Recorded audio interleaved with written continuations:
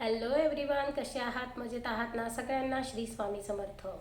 तर डिसेंबर महिना चालू झालेला आहे. या महिन्यामध्ये दत्त जयंती असते. तर यानिमित्त सर्व सेवेकरी जे स्वामी भक्त आहेत, दत्त भक्त आहेत, दत्त सेवेकरी आहेत, ते सर्वच जण या महिन्यामध्ये दत्त जयंतीनिमित्त गुरुचरित्राचं पारायण करत असतात.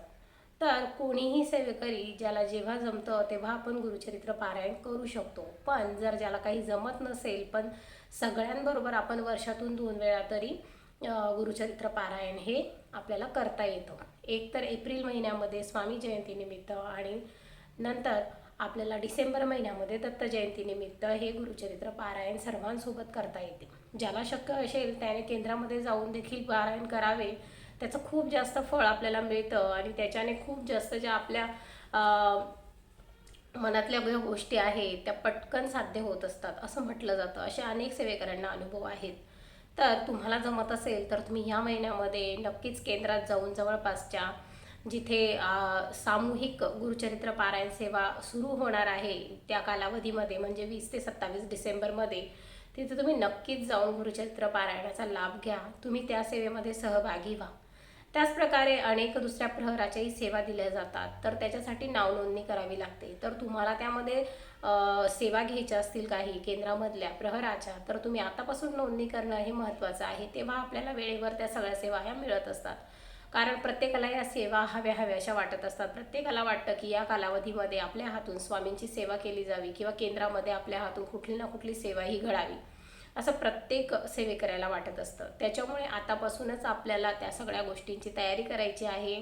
आतापासून आपल्याला केंद्रात आपल्या गुरुचरित्र पारायण आपण करणार आहोत का तिथे जाऊन त्याचीही नोंदणी करायची असते. आणि प्रहर सेवा आपल्याला मिळेल की नाही याचीही नोंदणी आपल्याला, म्हणजे आपल्याला घ्यायची असेल तर आधीच आपल्याला ती नोंदणी करावी लागते. तर आज आपण गुरुचरित्र पारायण कसे करावे हे सगळ्यांनाच माहिती आहे. तरी पण आपण एक त्याचा ओव्हरलुक घेणार आहोत की ते कसं करायचं, त्याचे नियम कसे आहेत. तर अनेक जणांना करायची इच्छा असते, पण बऱ्याचशा काही काही लोकांना असं वाटतं की हे जे नियम खूप कडक आहे, हे आमच्याने होईल का. त्याच्यामुळे अशा मनामध्ये अनेक संभ्रम घेऊन लोक अनेक जण इच्छा असूनही गुरुचरित्र पारायण करत नाही. किंवा हे आमच्याने होईल का, ते आमच्याने होईल का, हा नियम तर खूप कडक आहे.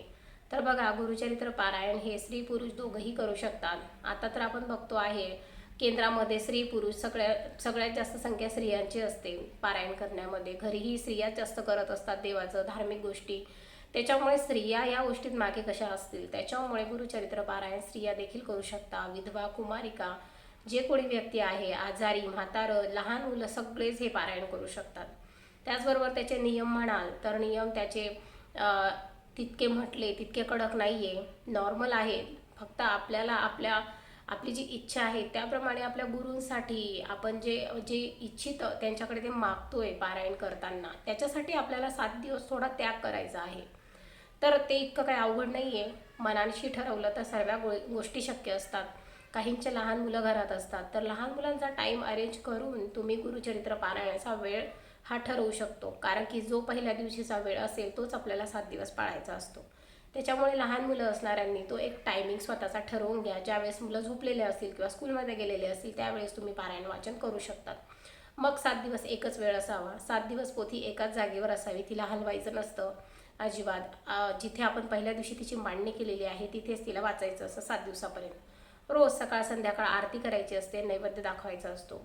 आणि आपण जेव्हा पारायण वाचायला बसतो, आपण एक चटई आपल्यासाठी टाकतो. ते जे आसन असतं ते 7 दिवस एकच असावं, स्वच्छ धुतलेलं असावं. त्याचबरोबर एक एक्स्ट्रा चटई आपल्याला महाराजांसाठी टाकायची असते, दत्त महाराजांसाठी टाकायची असते. कारण आपण जेव्हा गुरुचरित्र पारायण वाचत असतो त्यावेळेस महाराज स्वतः येऊन ते ऐकत असतात, आपल्या समोर ते बसतात आणि आपण कसं वाचतो हे सगळं ते बघत असतात. त्याच्यामुळे आपल्याबरोबर एक चटई एक्स्ट्रा महाराजांसाठी टाकायची आहे.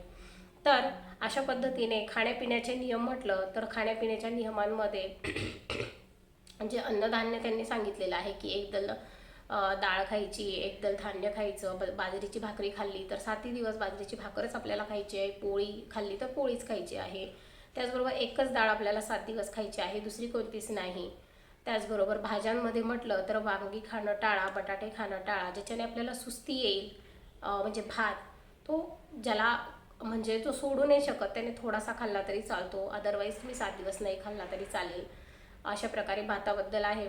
आणि कांदा लसूण वर्ज्य आहे 7 दिवस. कांदा लसूण कटाक्षाने पाळा, कारण हे तामसी वृत्ती असणारं जे जेवण आहे ते आपल्याला टाळायचं आहे. कामिक वृत्ती, तामसी वृत्ती, क्रोध, राग ज्याच्याने आपल्याला येतो त्या गोष्टी आपल्याला 7 दिवस टाळायच्या आहे. बाकी दुसरं काहीही नाही आहे यामागे.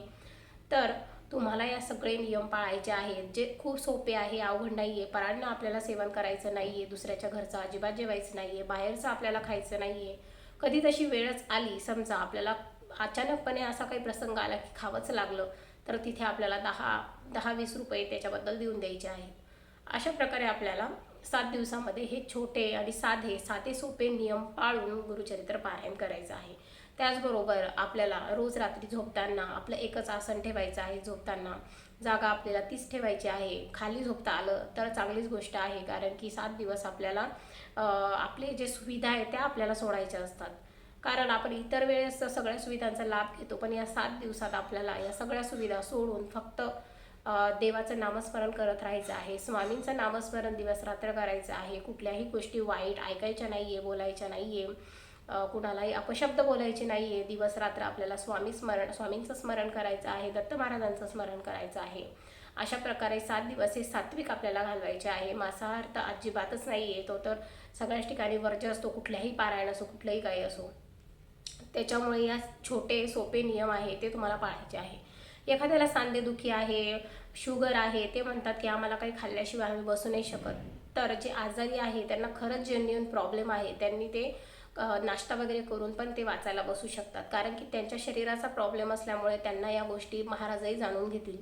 कारण महाराज सगळ्यांना ओळखतात, महाराज सगळ्यांच्या मनातल्या गोष्टी समजतात. त्याच्यामुळे असे जे आजार ज्यांना आहेत, सांधेदुखी, ब्लड शुगर, त्यांना खाल्ल्याशिवाय जमत नाही किंवा असं खाली ते बसू शकत नाही, त्यांना वरती उंच बसावं लागतं, तर त्यांनी ते उंच बसूनही ते वाचू शकतात. चेअरवर बसून किंवा स्टूलवर बसूनही वाचू शकतात, किंवा असं चौरंगावर बसूनही ते वाचू शकतात. आणि ज्यांना शुगर प्रॉब्लेम आहे ते नाश्ता करूनही आपलं पारायण ते करू शकतात. कारण की स्वामींना फक्त आपल्याला सांगायचं आहे, महाराज माझी करण्याची इच्छा आहे, पण मला असा प्रॉब्लेम असल्यामुळे मी या पद्धतीने पारायण करतो आहे, तर माझी ही सेवा तुम्ही ॲक्सेप्ट करा, माझ्याकडनं ही सेवा करून घ्या. तुम्हाला पारायण करण्याआधी संकल्प सोडवायचा आहे. संकल्प सोडवणं खूप सोपं आहे. त्याच्यामुळे अनेक व्हिडिओ त्याचे आहेत, तर तुम्ही संकल्पाचा व्हिडिओही बघू शकता आणि त्यानुसार संकल्प सोडवून तुम्ही पारायणाला 7 दिवस बसू शकता. आणि त्याच्यानंतर 7व्या दिवशी आपल्याला पारायण हे संपत असतं आपलं. आणि त्याच्यानंतर आपल्याला 3 नैवेद्य, आपल्या कुलदेवतेला महाराजांना एक नैवेद्य करायचा असतो, कुलदेवतेला दत्त महाराजांना आपल्याला एक नैवेद्य करायचा असतो. असे 3 नैवेद्य आपल्याला शेवटच्या दिवशी आणि एक पोथीला 4 नैवेद्य आपल्याला करायचे असतात आणि 4ही नैवेद्य असं आपल्याला दाखवायचे असतात. आणि अशा प्रकारे आपलं पारायण हे संपूर्ण होत असतं. तर खूप सोपे, साधे, सरळ नियम आहेत, अवघड अजिबात नाही आहे. खूप कोणाकोणाच्या अति सांगितलं जातं, तर त्याच्यामध्ये पडू नका, अति गोष्टी करू नका. जर तुम्हाला अजिबात करायला हे जमत नसेल तर त्यापेक्षाही सोप्या साध्या सरळ सेवा आहेत त्या तरी ॲटलिस्ट करा.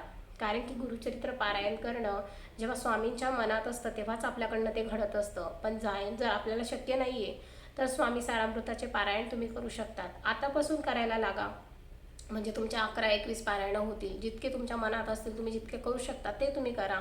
तारक मंत्राची सेवा करू शकता, कालभैरव अष्टकची सेवा करू शकता, स्वामींच्या नामस्मरणाची सेवा तुम्ही करू शकता. जर गुरुचरित्र पारायण करायला जमत नसेल तर ह्या ऑप्शनल दुसऱ्या अजून पण सेवा आहेत की फक्त तुम्ही ह्या पण करून स्वामींचं नामस्मरण करून तुम्ही दत्त जयंती साजरी करू शकतात. असं नाही आहे की मला हे जमत नाही आहे म्हणून मी काय करू, मी काहीच करू शकत नाही, माझ्या हातातनं काहीच घडत नाही आहे, असं मनाला वाटून घेण्यापेक्षा छोट्या मोठ्या ज्या सेवा तुम्हाला रोजच्या रोज जमत आहे त्या तुम्ही करा. त्याच्याने तुमच्या मनाला खूप छान वाटेल, तुमच्या मनाला खूप समाधान वाटेल, तुमच्या हातून सेवा घडल्या असं तुम्हाला एक मनामध्ये असतं ना की सगळे करताय, आपल्याला पण करायला जमायला पाहिजे. मग तुमच्या मनाला ते केल्यानंतर खूप बरं वाटेल. आणि अशा प्रकारे अनेकांच्या इच्छा स्वामी सारामृताने पूर्ण केलेल्या आहे, अनेकांच्या इच्छा तारक मंत्राने पूर्ण झालेल्या आहे. स्वामींच्या नामस्मरणाने, म्हणजे जो षडाक्षरी मंत्र आहे श्री स्वामी समर्थ, हा इतका प्रभावी आणि इतका उच्च कोटीचा मंत्र आहे की त्याच्याने सुद्धा अनेक प्रॉब्लेम, नामस्मरणातून अनेक प्रॉब्लेम सुटलेल्याचे उदाहरण आहेत. त्याच्यामुळे अजिबात हा गोल्डन चान्स सेवेचा सोडू नका. स्वामींची सेवा करण्याचा चान्स आहे, सगळ्यांसोबत करण्याचा चान्स आहे. सगळ्यांसोबत जे होतं ते पटकन होतं आणि आपल्यासोबत आपण एकटेच नाही आहे, सगळेजण आहे, तर असं वाटतं आपल्याला. त्याच्यामुळे आपल्या हातून प्रत्येक सेवा ही छान पद्धतीने घडत असते. त्याच्यामुळे नक्कीच या संधीचा फायदा घ्या, खूप सेवा करा आणि पाहिजे ते तुम्ही स्वामींकडनं मिळू शकतात. चांगल्या सगळ्या इच्छा स्वामी महाराज तुमच्या नक्की पूर्ण करतील. तर हा व्हिडिओ तुम्हाला कसा वाटला, आवडला असेल तर नक्की लाईक करा, शेअर करा आणि सबस्क्राईब करा. अशाच नवनवीन व्हिडिओसाठी माझ्या व्हिडिओला म्हणजे माझ्या चॅनलला तुम्ही सबस्क्राईब करा. आणि पुन्हा एकदा भेटू अशाच नवीन आणि इन्फॉर्मेटिव्ह व्हिडिओसोबत. तोपर्यंत श्री स्वामी समर्थ.